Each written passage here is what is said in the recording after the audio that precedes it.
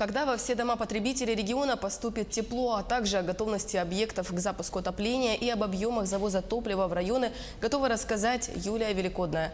Юлия, здравствуй, тебе слово, ждем от тебя подробностей. Приветствую, Ольга. Произведен запуск 700 котельных в 30 районах. Накануне Теплоэнергосервис начал отопительный сезон для потребителей Усть-Майского, Алданского, Аймиконского, Ленского в городе Ленск и Мирнинского в поселках Чернышевский и Светлый. Общая подготовка к отопительному сезону в республике составляет 97,3%. Объекты к отопительному сезону готовы 96-98%. Водопроводные системы отопления трассы готовы на 100%. И сегодня, я думаю, что приему тепла все районы готовы. Многие районы по линии ГУП ЖКХ не запущены. Остались центральные районы, которые должны мы запустить до 15 сентября. Энергетики постепенно вводят в работу объекты теплосетевой инфраструктуры, насосные станции, центральные тепловые пункты и тепломагистрали. В течение первых дней проводятся работы по наладке и регулировке режимов совместимости с управляющими компаниями. Все объекты запустились по графику, в принципе, без особых проблем. На данный момент, отрабатываем с управляющей компанией, то есть такие есть жалобы, заявки, локального такого характера. В принципе, все нормально. Как планировали, так и отработали. По информации заместителя генерального директора, главного инженера Теплоэнергосервис Виктора Иванова, последним из 6 филиалов компании отопительный сезон начнет Охотский филиал. Потребители начнут получать тепло 15 сентября. Напомним, отопительный сезон начнется только после получения заявки от потребителя и подтверждения его готовности к приему энергоресурсов.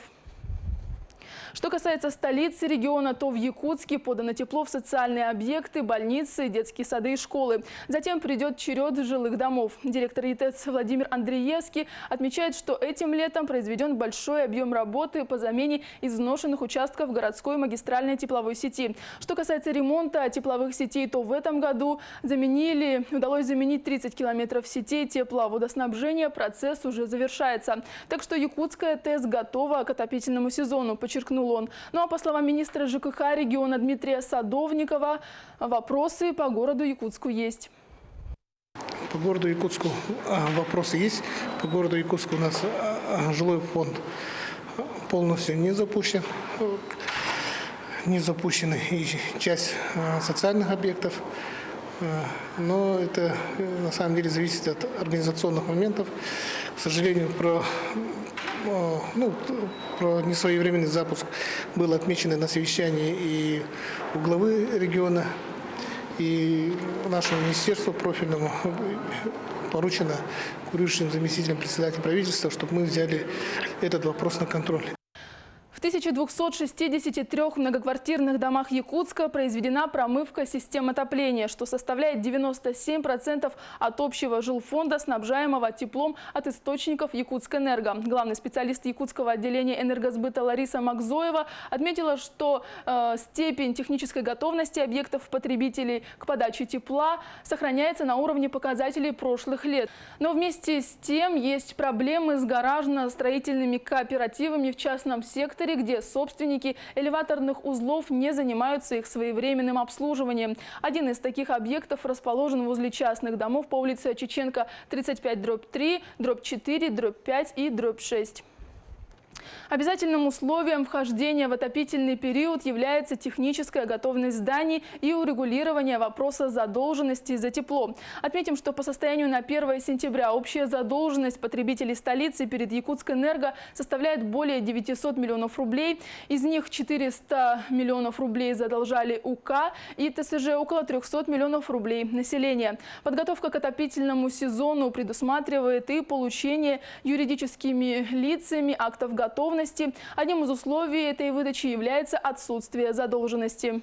Бесперебойная подача тепла в домах жителей республики в том числе зависит от завоза топлива. Объем топливно-энергетических ресурсов составляет 585 тысяч тонн, из них отгружено 485, доставлено 73%. Стало известно, что на реке Яне уровень воды повышается, движение судов возобновлено. Первый заместитель председателя правительства Якутии Алексей Колодезников отметил, что необходимый объем жизнеобеспечивающих грузов в Янскую группу улусов будет доставлен. Он поручил обеспечить круглосуточный прием наливного флота в Нижнеянском и Усть-Куйгинском нефтебазах.